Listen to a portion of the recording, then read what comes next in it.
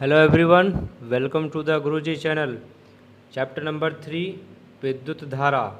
आज हम पढ़ेंगे विद्युत धारा के विषय में, जिसमें सबसे पहले विद्युत धारा को इसमें सबसे पहले क्या समझेंगे।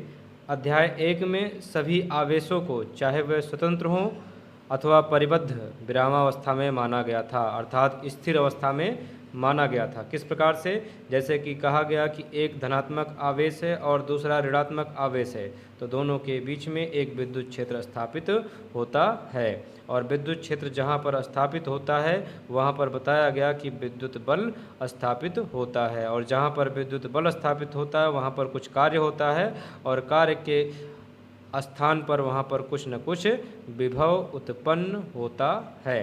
तो यहाँ पर सबसे पहले यहाँ पर आते हैं। यहाँ पर कहा गया कि सबसे पहले आवेश एक जगह पर स्थिर रहते हैं। इन स्थिर आवेशों के कारण विद्युत क्षेत्र उत्पन्न होता है। यही विद्युत क्षेत्र को अब हमें पढ़ना है। किसके लिए? विद्युत धारा के लिए, यानी आवेशों का क्रम धारा के माध्यम से पढ़ना है। जिस प्रकार से इसमें बताया गया कि विजातीय आवेश एक दूसरे को क्या करते हैं, विजातीय आवेश आकर्षण बल का अनुभव करते हैं और सजातीय आवेश प्रतिकर्षण बल का अनुभव करते हैं। तो जो बल का अनुभव करेंगे, यहाँ पर इन आवेशों को बताया जा रहा है कि यह स्थिर अवस्था में न होकर के स्थिर अवस्था में यह नहीं रहेंगे, अर्थात एक स्थान से दूसरे स्थान पर भ्रमण करते रहेंगे, चलते रहेंगे। तो आवेश में जैसे जैसे परिवर्तन होता रहेगा वैसे वैसे इसमें धारा के मान में परिवर्तन होता रहेगा।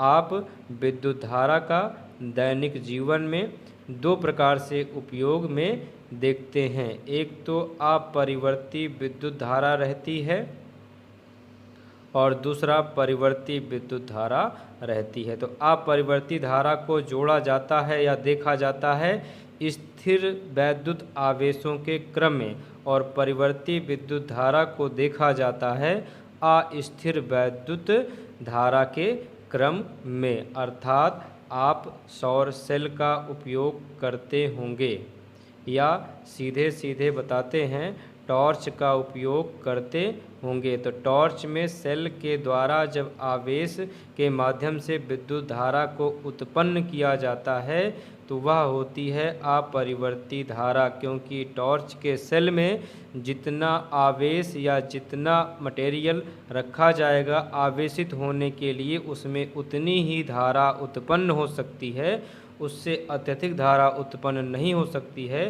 तो इस प्रकार से उस धारा को हम कहेंगे कि वह अपरिवर्तित धारा है। अर्थात आवेश के क्रम में अगर आवेश को सीमित रखा जाता है, आवेश को स्थिर रखा जाता है, तो वह अपरिवर्ती धारा के अंतर्गत आती है। परिवर्ती धारा क्या हो गई? जैसे कि आपने सुना होगा कि जलाशयों में या बड़े बड़े नदियों में बांध बना करके बिजली को उत्पन्न किया जाता है। तो बिजली को उत्पन्न करने का मतलब है कि वहाँ धारा को उत्पन्न किया जाता है, और धारा किसके माध्यम से उत्पन्न होती है? जल के माध्यम से, यानी जल के द्वारा जो बिजली बनाई जाती है, बिजली नहीं होती, वो धारा बनाई जाती है।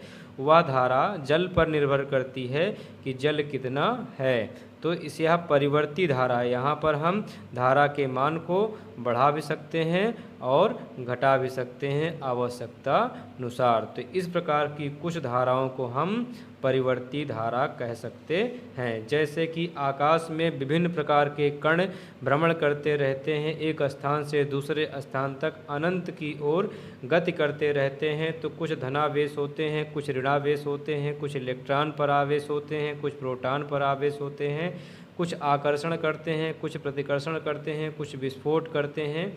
इस प्रकार से अनंत में यानी आकाश पर बहुत सी घटनाएं होती रहती हैं जिनमें स्थिर आवेश नहीं होते हैं, आवेश एक स्थान से दूसरे स्थान पर स्थानांतरित होते रहते हैं। तो वहाँ पर कुछ अनेक या विशेष प्रकार की धाराएं उत्पन्न होती हैं।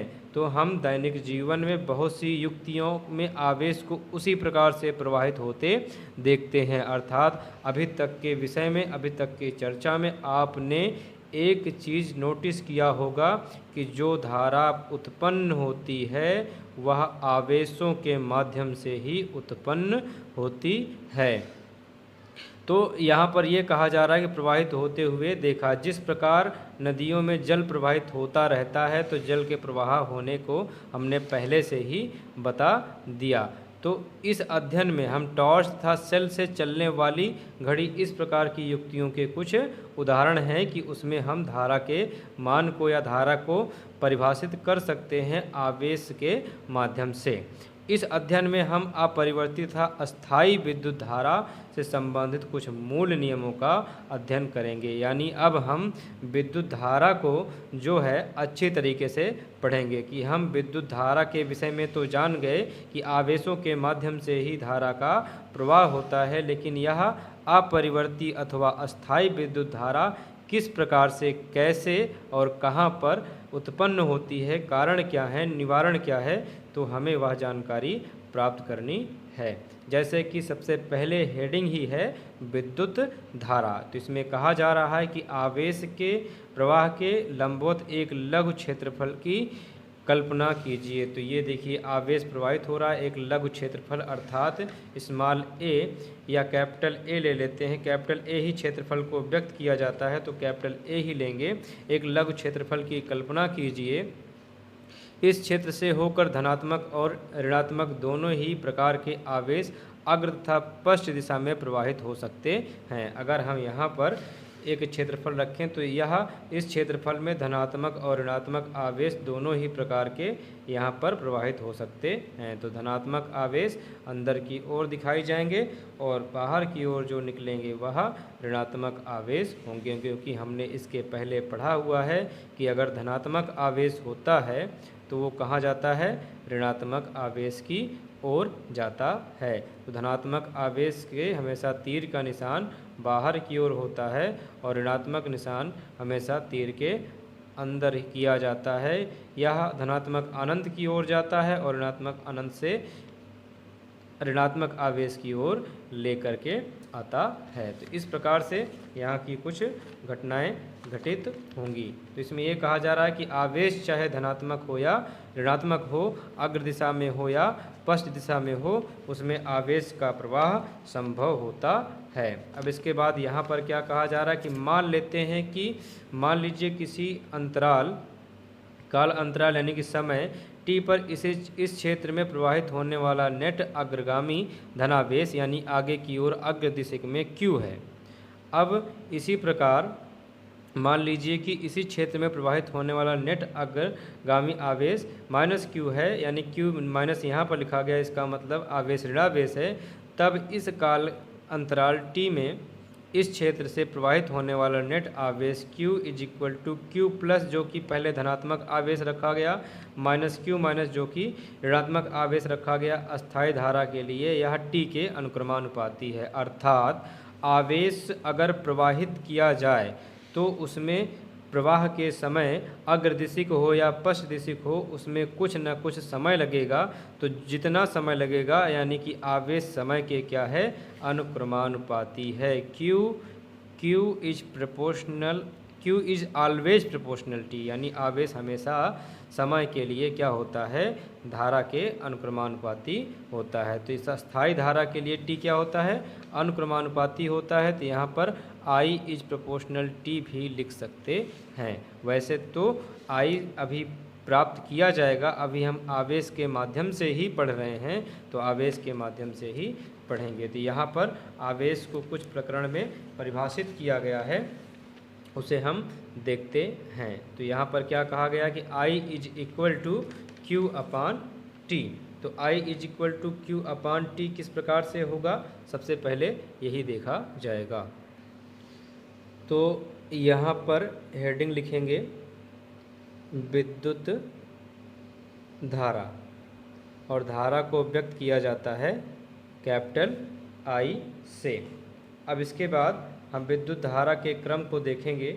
इसमें सबसे पहले कहा गया कि धारा के लिए आवेश चाहे अग्रदिशिक हो या पश्च दिशिक हो, उसके लिए हमेशा धारा जो होती है I, वह समय के अनुक्रमानुपाती होती है। तो यहाँ पर लिखेंगे सबसे पहली जानकारी कि विद्युत धारा समय t के अनुक्रमानुपाती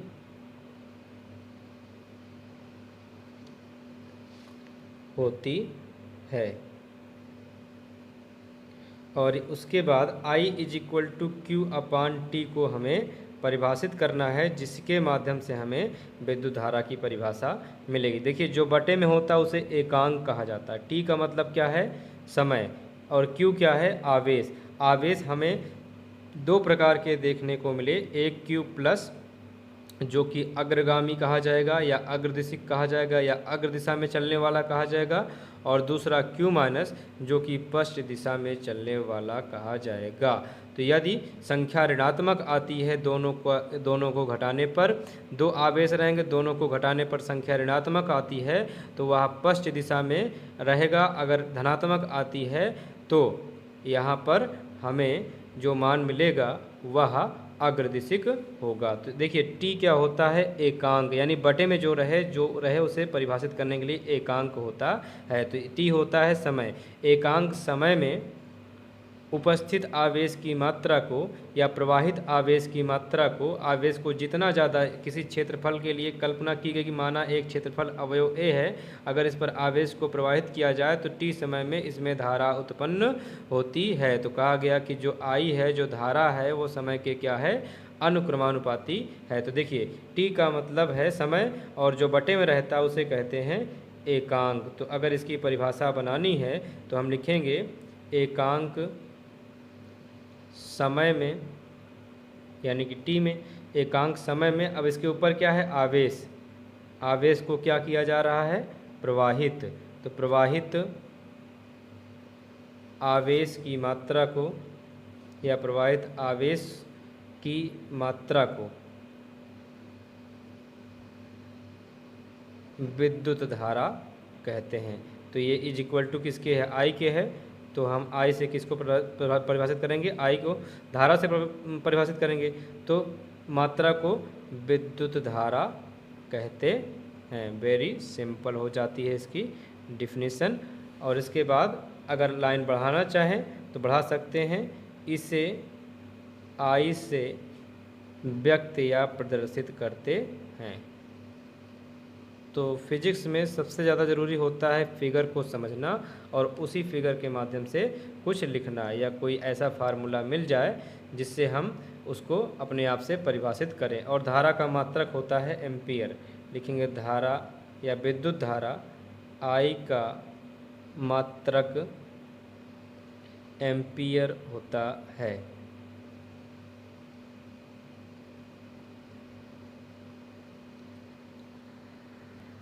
तो आइए फिर विद्युत धारा में कुछ और जानकारी प्राप्त करते हैं। इसमें यह कहा जा रहा है विद्युत धाराएं सदैव अपरिवर्ती नहीं होती हैं।